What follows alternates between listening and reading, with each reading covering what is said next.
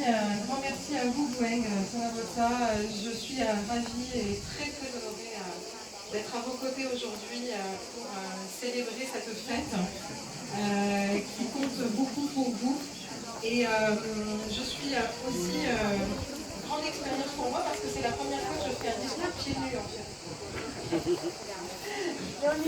Et c'est une expérience incroyable. Voilà. Et on est très bien, comme ça, avec cette chaleur qui vous est. Donc c'est un grand honneur pour moi d'être accueilli par vous ici aujourd'hui et de comprendre un petit peu quel est l'environnement de ce temple. C'est un grand honneur aussi parce que c'est un temple qui a été soutenu évidemment par la ville et la métropole, par Georges Frêche, comme vous l'avez rappelé, par Hélène Mondroux également.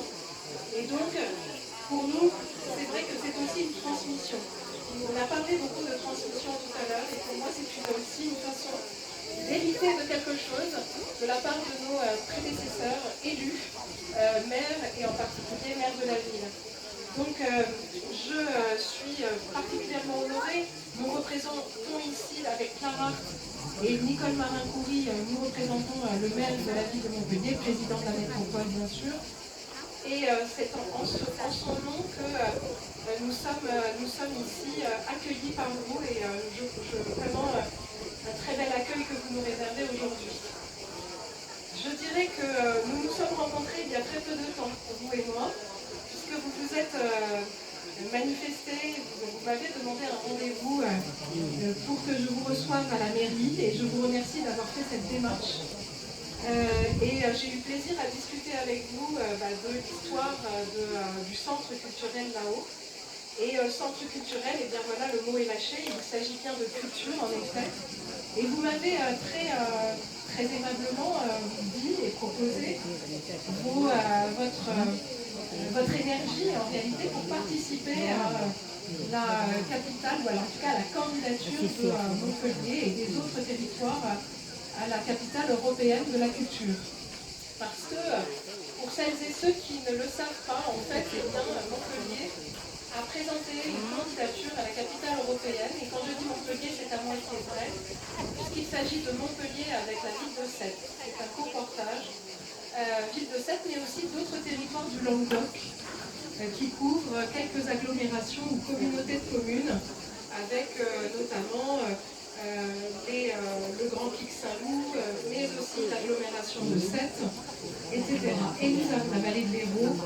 Et nous avons ici voulu en fait manier le territoire pour faire en sorte que les énergies puissent être fédérées à travers cette culture. Je dis toujours que la candidature à la capitale européenne, en fait, c'est un accélérateur de particules. Ça permet de fédérer les énergies du territoire.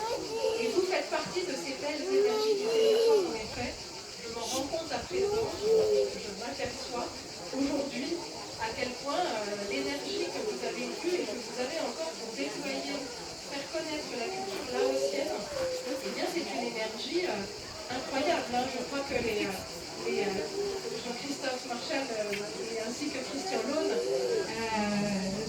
seront d'accord et je pense qu'ils y ont largement participé, évidemment. Il faut effectivement une certaine pugnacité, mais il faut de la foi aussi. Et c'est ce que vous avez dit tout à l'heure quand on discutait à l'ombre du temple. Il faut une certaine foi, il faut y croire en réalité. Et vous y avez cru, avec Georges Frêche à vos côtés, ensuite Hélène Mondroux et aujourd'hui nous-mêmes. Donc, cette foi, elle est magnifique. Et vous m'avez dit quelque chose qui m'a touchée tout à l'heure. Vous m'avez dit aussi, en fait, ici, c'est une maison pour tous. Et je pense que si la foi permet justement de construire des choses, c'est aussi parce que c'est quelque chose d'inclusif. C'est-à-dire c'est quelque chose qui permet de partager en réalité avec les autres et de faire venir, y compris les personnes qui ne pratiquent pas le culte laotien, de venir et d'accueillir en fait les personnes au-delà de la communauté laotienne. Et ça, je trouve que d'aller à la rencontre de l'autre, de permettre à l'autre de venir, eh bien ça c'est le secret, à mon avis, d'une réussite. Et c'est la raison pour laquelle j'imagine, entre autres, les personnes qui vous ont soutenu, que ce soit à titre privé ou dans leur fonction publique, je je sens tout de suite en arrivant ici une générosité dans la manière de concevoir les choses. Donc un grand merci à vous. J'aurais, pour terminer, je ne vais pas garder la parole trop longtemps, mais j'aurais pour terminer une petite suggestion, si vous me le permettez. J'aurais une petite suggestion à faire sur l'aménagement de cette place. Je trouve qu'il y aurait lieu ici, et je pense que nos collègues, comme Stéphane Jouot par exemple, seraient d'accord avec mon idée, ce serait de planter ici un arbre au milieu de la cour. C'est-à-dire de faire pousser ici un arbre qui vous apporterait l'ombre nécessaire et peut-être un petit confort supplémentaire. Vous y réfléchirez, je ne veux rien imposer évidemment, vous êtes chez vous ici, mais c'est une suggestion que je me permettrai de faire. Et si jamais un jour vous souhaitez mettre en œuvre cette idée, je serai